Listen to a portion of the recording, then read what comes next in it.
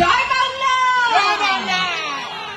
সবাইকে নমস্কার জানাচ্ছি। মঞ্চে উপস্থিত শ্রেয়াশিস দা আছেন, আমাদের সকলের ভীষণ প্রিয় মানুষ বেচারামদা আছেন, করবেদি আছেন, তৃণমূল কংগ্রেস পার্টির সব সদস্যবৃন্দরা আছেন, সবাইকে নমস্কার জানাচ্ছি এবং বসন্ত উৎসবের অনেক অনেক অনেক শুভেচ্ছা আপনাদের সবাইকে।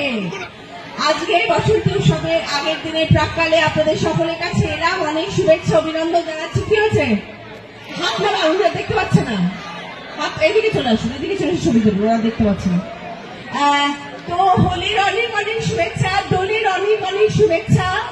আপনাদের কাছে এসেছি অনেক আশা নিয়ে, অনেক অনেক স্বপ্ন নিয়ে। শুধু আমি আসিনি, আমাদের সকলের প্রিয় দিদি আমাকে আপনাদের সকলের সামনে পাঠিয়েছেন। দিদি জানেন যে আমি দিদি নাম্বার 1, কিন্তু আমি জানি যে আমি হুগলিকে করবো নাম্বার 1। হুগলি আমাদের পশ্চিমবাংলার যেন নাম্বার 1 হয়ে থাকে, সেই চেষ্টা আমি ডেফিনেটলি করবো। তার জন্য আপনাদের সকলের সাথ চাই, সকলের সহায়তা চাই। সবাই মিলে আমরা একজোট হয়ে একজনকেই আমরা বলা পরামর্শী হচ্ছেন আমাদের দলনেত্রী মমতা বন্দ্যোপাধ্যায়।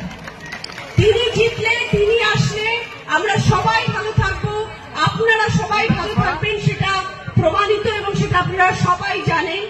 সবাই এখন আপনারা ফোন দেখেন, সবাই আপনারা দেখতে পাচ্ছেন প্রতিনিয়ত প্রতিদিন দিদি আমাদের জন্য কি কি করে যাচ্ছেন, দিদি আমাদের জন্য কত চেষ্টা করছে যাতে পশ্চিমবাংলার মানুষ সুরক্ষিত থাকে, ভালো থাকে।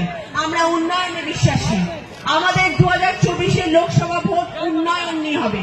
আমরা উন্নয়নের জন্য লড়াই করব, যাতে আমাদের প্রতিটি মানুষ, শুধু হুগলি জেলা নয়, প্রতিটি পশ্চিমবাংলার মানুষ যাতে সুরক্ষিত থাকেন, ভালো থাকেন, সেই চেষ্টার জন্য দিদি লড়াই করছেন। এবং সেই চেষ্টার জন্য আমরা যে কজন আছি তৃণমূল কংগ্রেস পার্টির সদস্যরা, আমরা সবাই তাই চেষ্টা করব দিদির সাথে থাকার, দিদির সাথে লড়াই করব, নতুন পশ্চিমবাংলা উপহার দেব আমার সব জনসাধারণকে। এটাই আমাদের দৃঢ় প্রতিজ্ঞা হয়ে থাকবে এবং আপনাদের সবাইকে বলবো আমাদের সাথে থাকুন, আমাদের সাথে একজোট হয়ে পথ চলুন এবং আমাদের বিজয়ী করে নিয়ে আসুন। এবারে আমাদের যে 20 মে লোকসভা ভোট আসছে, সবাই প্লিজ জোড়া ফুলে ভোট দেবেন এবং যদি দেন তাহলে রচনা ব্যানার্জিকে পাশে পাবেন। আর এই যে পাশে পাওয়াটা, এই পাশে পাওয়াটা শুধু টিভির পর্দার পাশে পাওয়া নয়, মানুষের পাশে পাওয়া। মানুষের সাথে থাকবো, মানুষের পাশে থাকবো।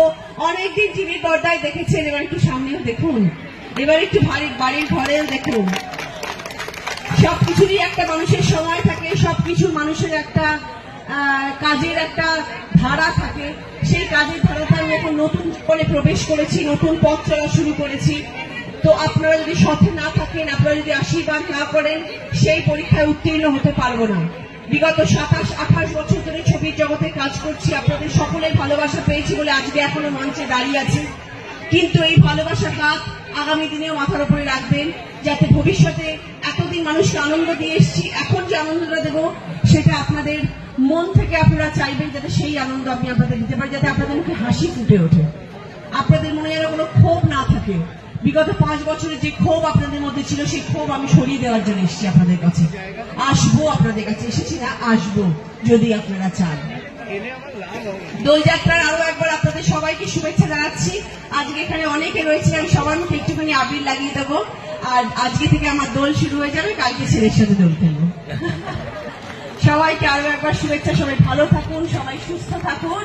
গরমকাল ভীষণ, আমাদের একটুখানি প্রচার করতে হচ্ছে। এবং শুধু তাই নয়, আমার সব থেকে বেশি আজকে যে আনন্দ লাগছে, সর্ব জায়গায় আমি যেখানে যাচ্ছি, বিশ্বাস করুন মন থেকে বলছি, আজকে রাজনীতি মঞ্চে এসে দাঁড়িয়ে বলছি না। আরো একটা কথা আপনাদেরকে বলি, যে আমি কিন্তু কোনো রাজনৈতিক বক্তৃতা দিতে পারি না, কারণ আমি কিছু শিখতে সময় দিতে হবে।